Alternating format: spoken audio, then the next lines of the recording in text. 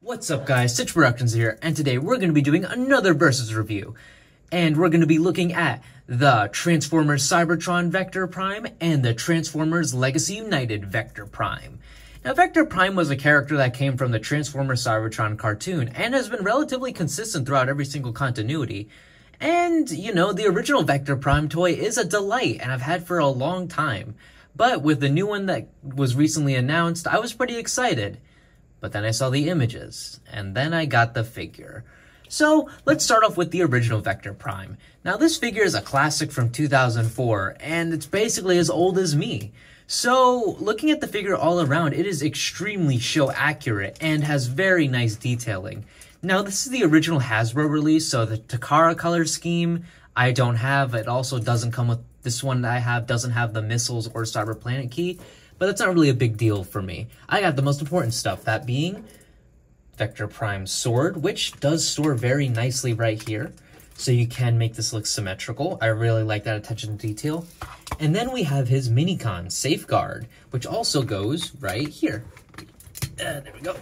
Which also goes right there. And it looks very nice all around. I mean, the figure doesn't really have much reposability, but has a nice presence to it. He has the gears all over his body, has a great weight to him, a nice chunky plastic, looks great all around. He does have a gimmick where if you had the missile, it could shoot from here, and, you know, had some Cyber Planet key gimmicks. But other than that, there isn't really much to this vehicle mode. It's basically just a flying block. So I guess it's time that we move on to the new one, that being the Legacy United Vector Prime. And taking it out of the packaging, you could definitely see there is a stark difference between the two. I mean, first off, this is based on the Takara colors, which I am not a big fan of. I know it's show accurate, but I don't know. I prefer the more darker browns than the purple. But it doesn't look that bad. In person, it actually looks way better than I thought it would. And, you know, the transformation and alt mode looks very good. I mean, comparing it to the original, you could definitely see this is definitely trying to be Vector Prime. But you can also see that it is just a G-Axis remold. Now, you all know I am a huge fan of remolds, repaints, and all that stuff. But I feel like this needed way more remolding done. I mean, just look at the legs and fin. That is not Vector Prime. It doesn't speak to Vector Prime at all. And, you know, they could have, if they needed to keep the legs like this, they could have molded in some gears, or they could have painted it gold or something, or they could have got rid of the fin. I don't know, just details like that just really irk me. And then with the alternate mode, just because of the way it transforms, the arms and shoulders just make it kind of slant upwards. So instead of being flat on the ground like the Cybertron one, it kind of leans up a little bit like that. So that kind of sucks, but overall the alt mode is not bad at all. And, you know, I think the figure is done relatively well in alt mode.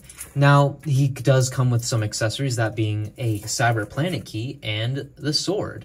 Now, this doesn't have as cool weapon storage as the Cybertron one. The sword just stores right here under the wing, like so. And then we have the Cyber Planet key, which just stores where Safeguard would go.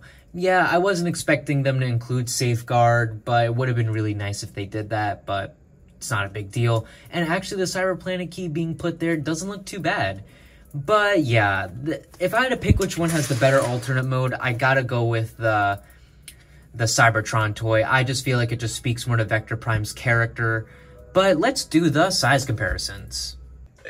For size comparisons, here we have Cybertron Vector Prime and United Vector Prime with Generation Selects Hotshot, Legacy United Cybertron Starscream, Velocitron Override, Legacy G-Axis, Siege Galaxy Upgrade Optimus Prime, and Blitzwing.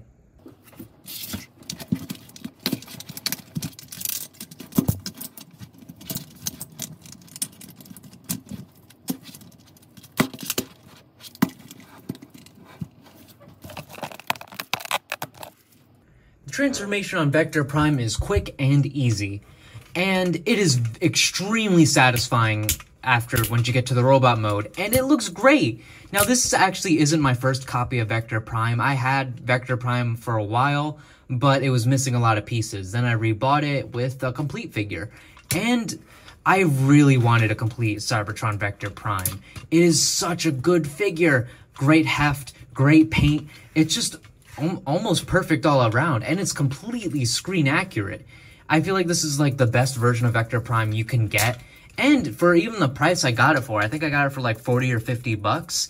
It's basically the size of a modern leader class, and with the size comparisons, you'll see that he is the size of a modern leader class. So for that price, I highly recommend it. For the posability, head can move left and right, shoulders can move all the way around.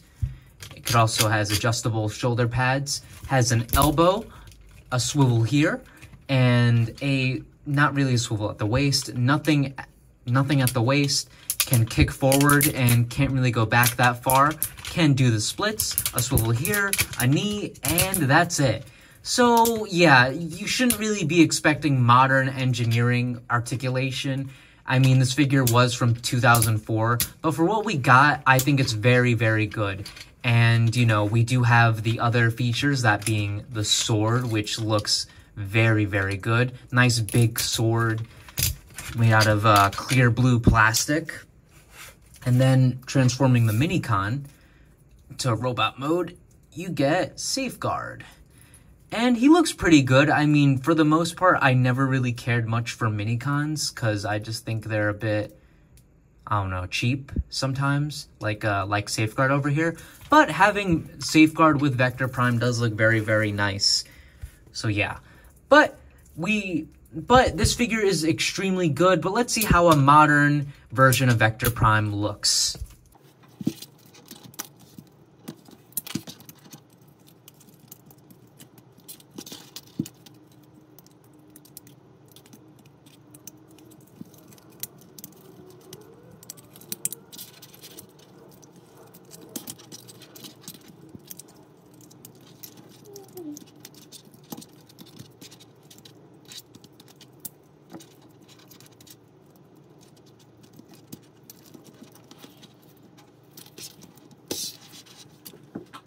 The transformation on United Vector Prime is super fun, and it feels like an upgrade to G-Axis. I really like the cockpit section just flipping around. I think that's very clever and fun.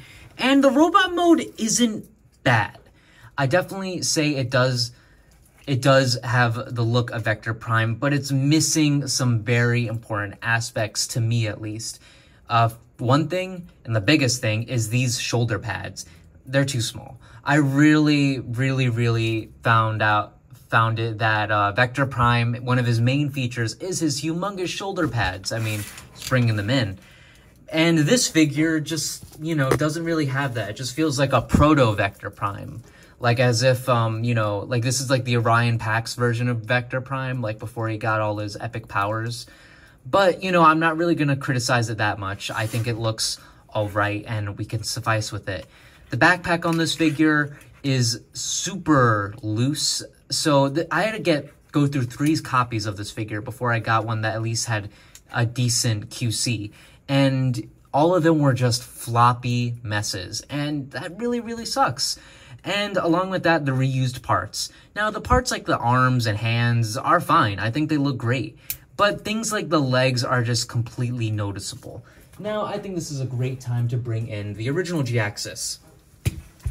And this is where you could see most of the parts being reused. And again, I am a huge supporter of remolding and reusing figures for other figures. But like, you had to keep these parts in. Like if I just take this off and put it there.